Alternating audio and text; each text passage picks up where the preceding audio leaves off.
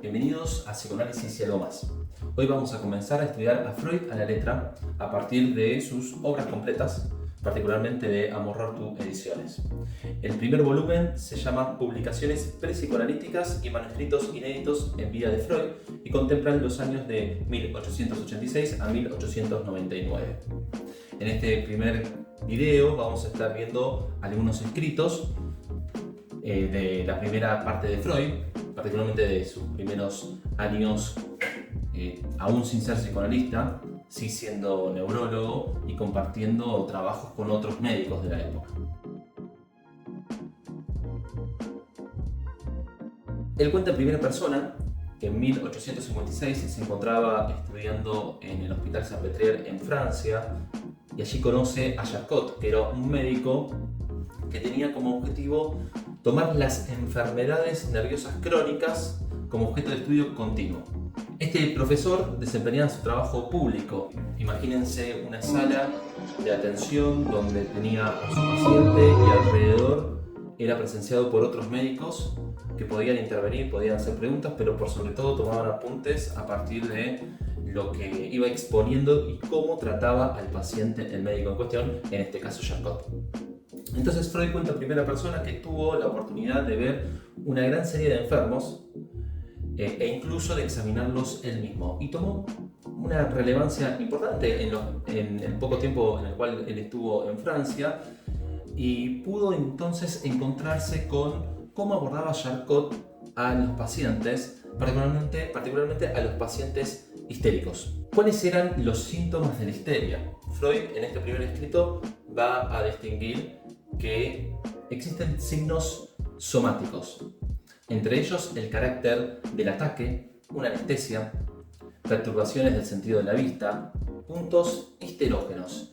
Y esta es una palabra importante y nodal para la obra freudiana, que más adelante lo vamos a estar detallando. Ahora, la palabra histeria proviene del griego histeria, que significa útero o matriz.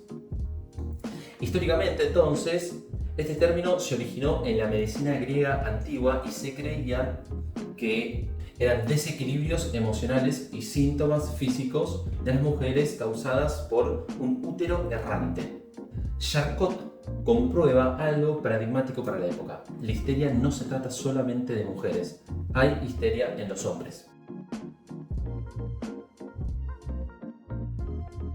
Freud dice que los médicos de la época buscaban la causa orgánica de todos los cuadros psicoemocionales.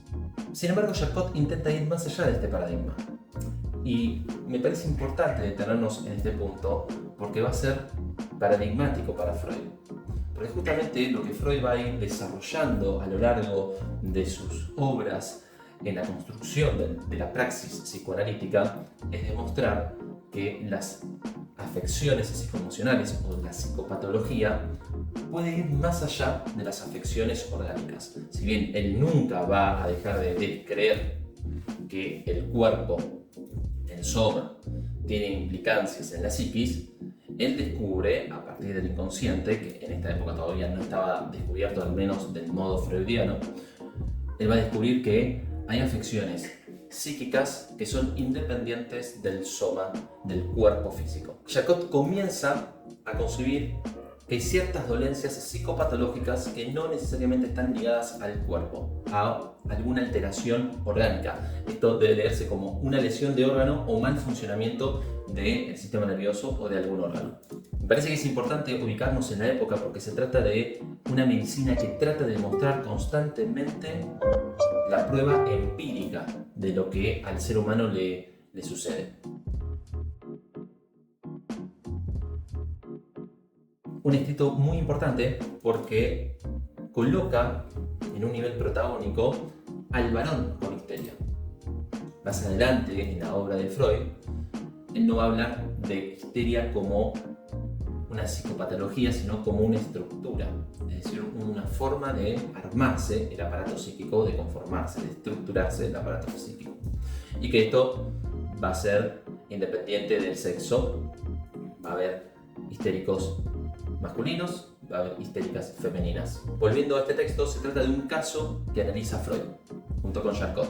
Freud va a describir este caso como un hombre que presenta una hemianestesia histérica, más bien una hemiparesia, es decir, la pérdida parcial de sensibilidad y motricidad de media parte del cuerpo. Freud dice que no hay una lesión neurológica detectable y que los síntomas principales tienen que ver con que existe una anestesia completa de un lado del cuerpo, hay una pérdida de sensibilidad táctil, hay una pérdida de la sensibilidad del dolor, hay una pérdida de la sensibilidad térmica. Entonces esta anestesia afecta a la piel, a las mucosas, a los órganos sensoriales, obviamente del lado afectado. Y además Freud dice que este paciente tiene una reducción de la visión de un ojo, alteraciones sensoriales en el oído y gusto del mismo lado. Lo que llama la atención es que al revisarlo en términos médicos no presenta ninguna lesión, como bien lo dije antes. Y aquí en este texto va a aparecer nuevamente esta palabra que anteriormente la había mencionado.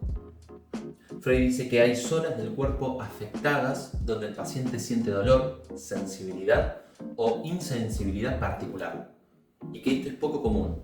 Y a esto Freud en este primer momento lo va a llamar una zona histerógena. Este caso demuestra dos cuestiones importantes. La primera es que los hombres también pueden padecer de histeria y no solamente las mujeres. Y en segundo lugar, que en la histeria no se encuentra una lesión de órgano, sino que se trata de procesos funcionales de la vida psíquica. Aquí Freud va a subrayar que el valor de la obra médica depende de la solidez de las observaciones médicas y no tanto de la teoría. Abre la posibilidad al cuestionamiento científico de la época. De hecho, Freud fue un revolucionario y en una primera instancia fue muy rechazado porque él plantea el descubrimiento del inconsciente. El ser humano no se conoce como dice conocerse, una de las 3 heridas narcisistas, y coloca la práctica médica como una brújula, como el norte. Faltan 2 años aún para la publicación de la interpretación de los sueños, donde funda el psicoanálisis propiamente dicho. En este texto repite mucho de lo anterior, pero quisiera destacar 3 puntos. El primero es que la histeria es una neurosis en el sentido estricto del término y que no tiene lesiones anatómicas. Nuevamente insiste en este punto.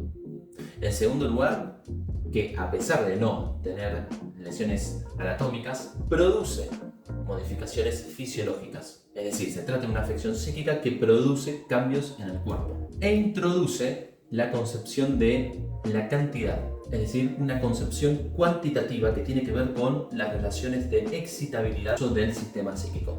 Hasta aquí por hoy. La próxima vamos a seguir viendo textos introductorios pre-psicoanalíticos de la obra de Freud.